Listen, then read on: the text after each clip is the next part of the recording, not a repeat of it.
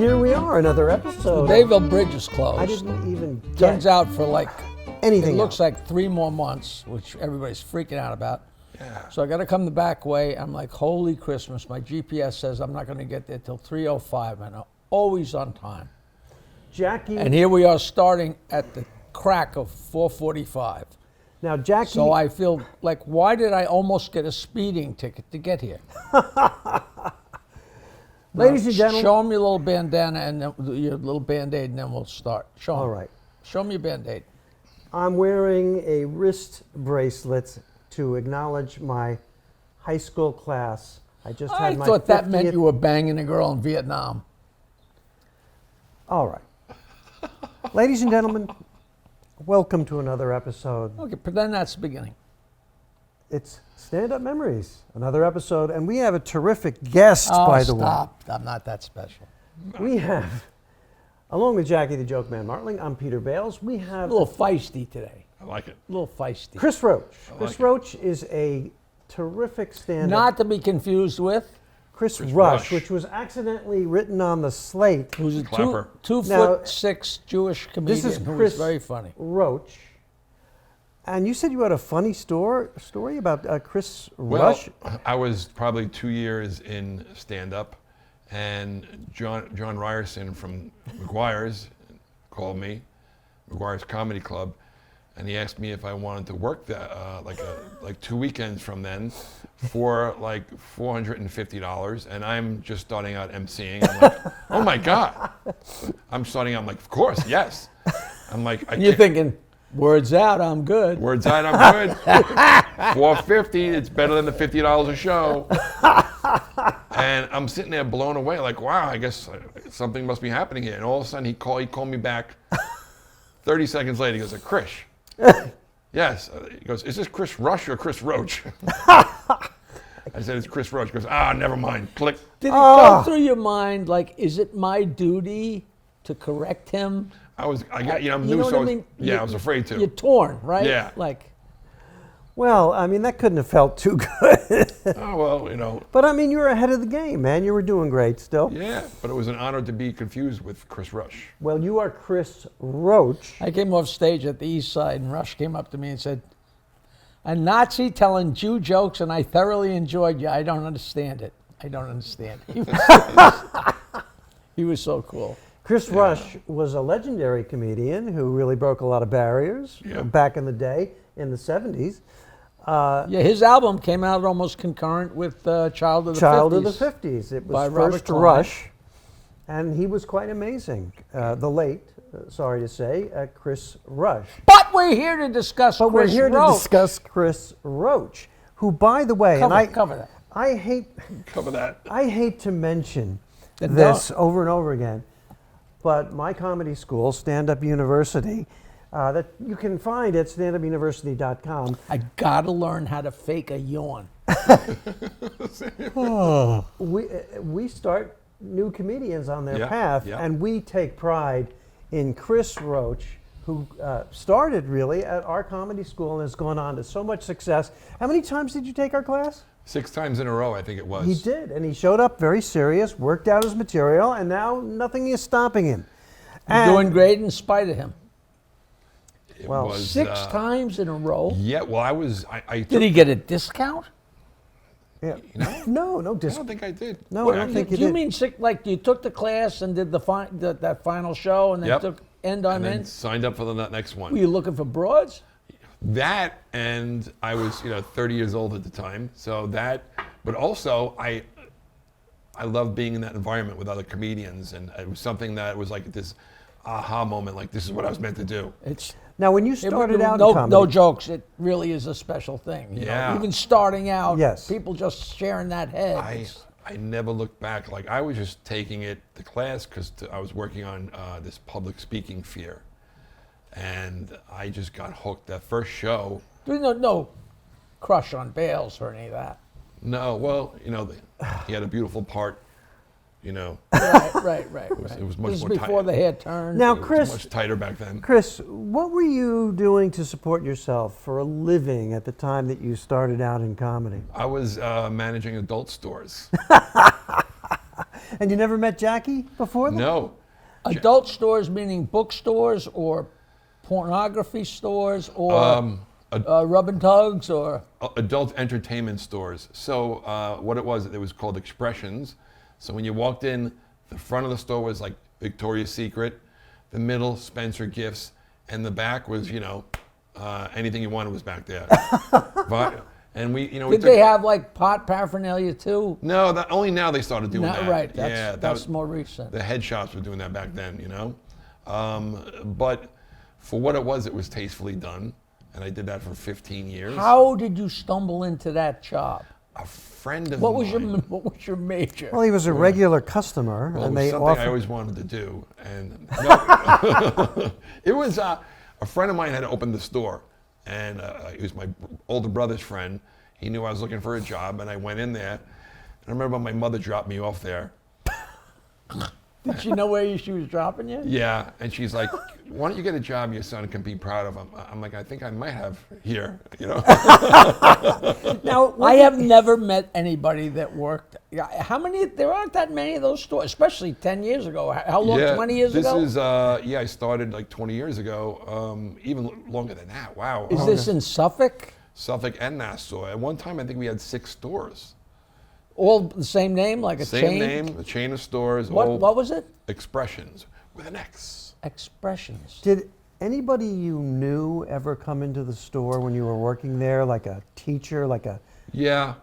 Was that embarrassing? It was embarrassing. Sometimes I'd see somebody from church or somebody, I think it was even more embarrassing when I saw people that were regulars. We had like a video rental club.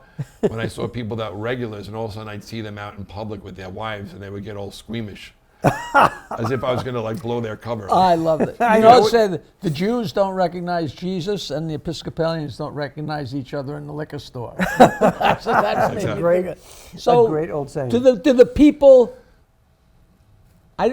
It's got to be so interesting. Like somebody's in there browsing, or do they interact? Like, hey, have you seen this one? Or Yeah, I mean, at first we were like kind of just left them alone to do their thing, but then after a while, when the internet started taking over and sales started to go down, now the employees, we had them out on the floor pushing sales, trying to upsell and stuff like that. Oh, you bought a vibrator? You're going to need some lubricant, it's like the old joke. That's the old joke.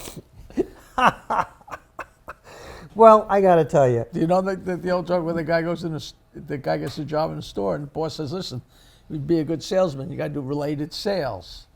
Like if somebody comes in to buy grass seed, you say, well, you're eventually going to need a lawnmower." And then he gets the hang of it.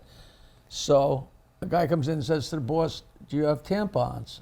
And he says, "Charlie, take this guy." And the new guy takes him to buy tampons, and a few minutes later, the guy's leaving with tampons and a lawnmower. And he says, "What'd you do?" He said, "I said to the guy, hey, there's nothing going on in your house this weekend. You might as well mow the lawn." that's a great joke. But that's Classic so, old joke. Did you get to be friends with these?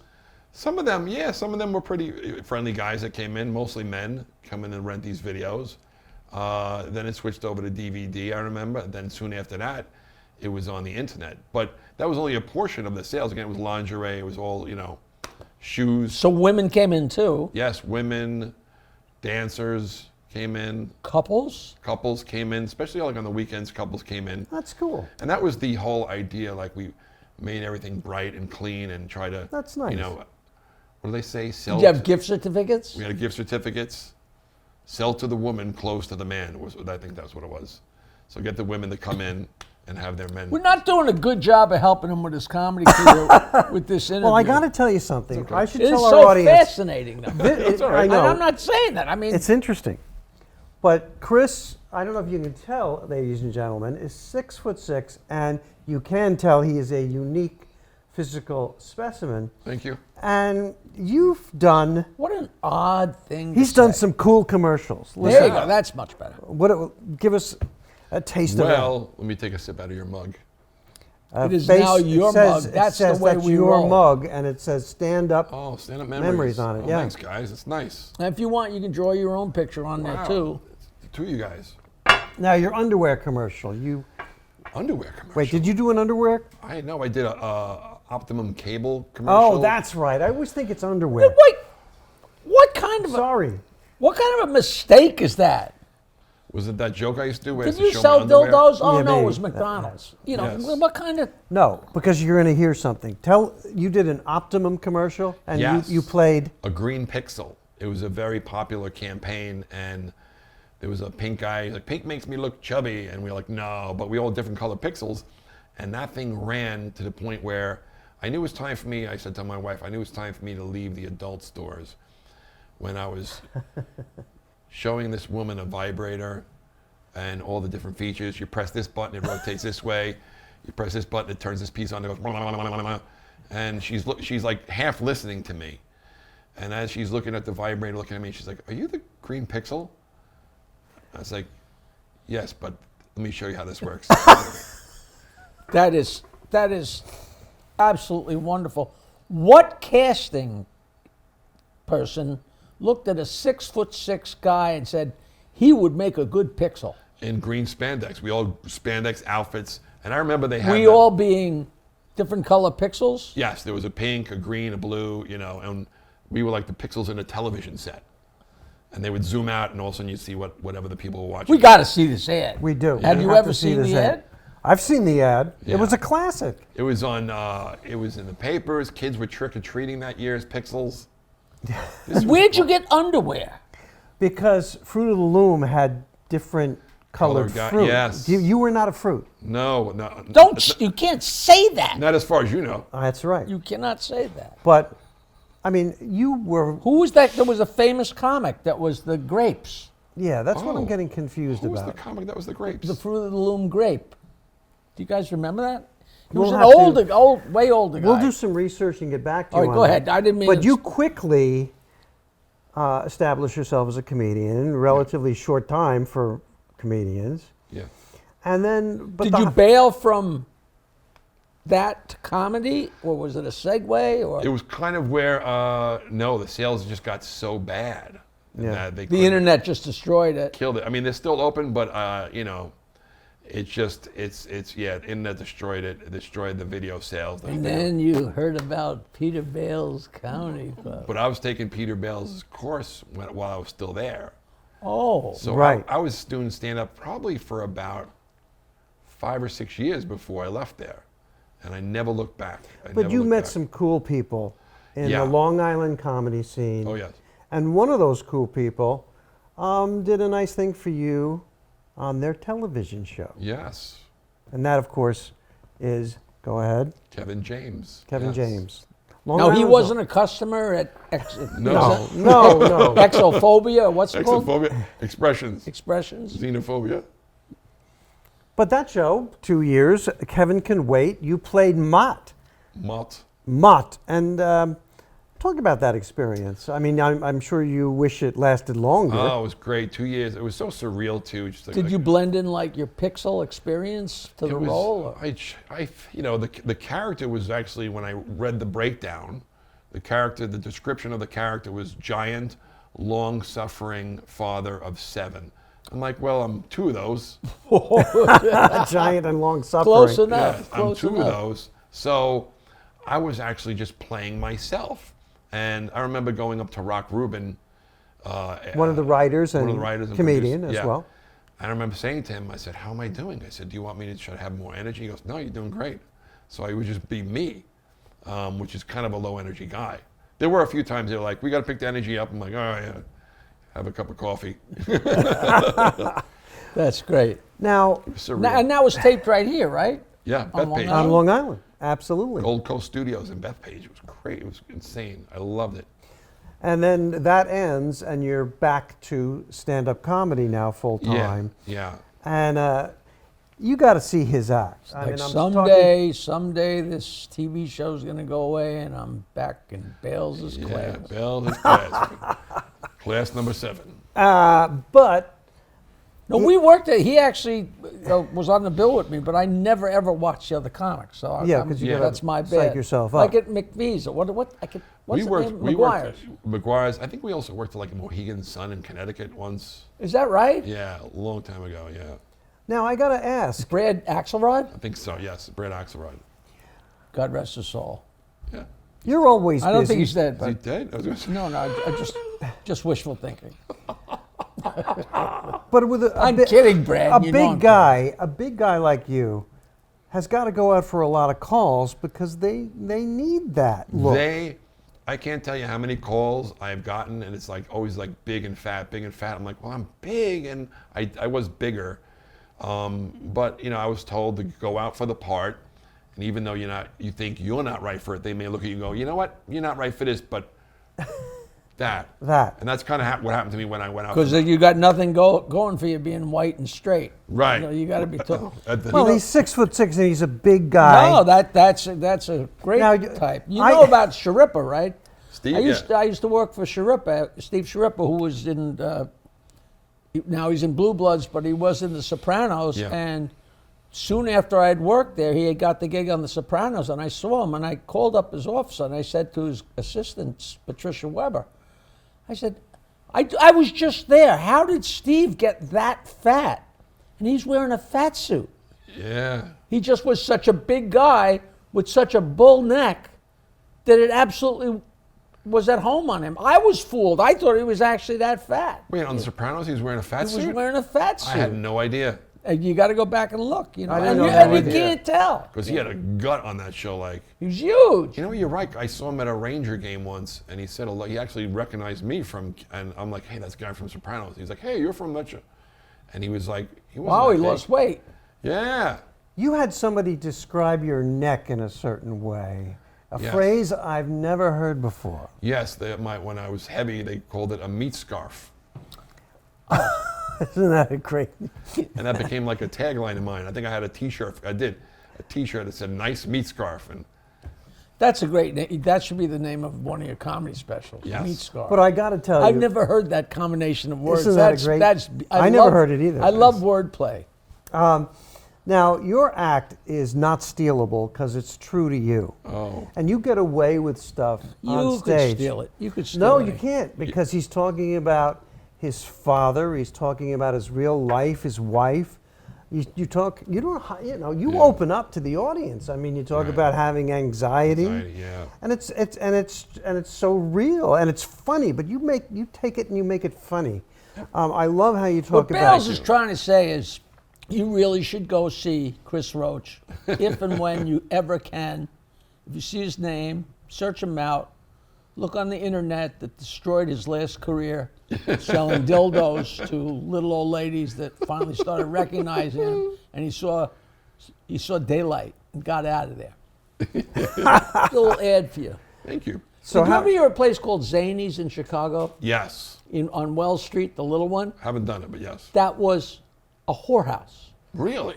That was a whorehouse, and the owner used to have to jump out the window in the back. It was a single storefront.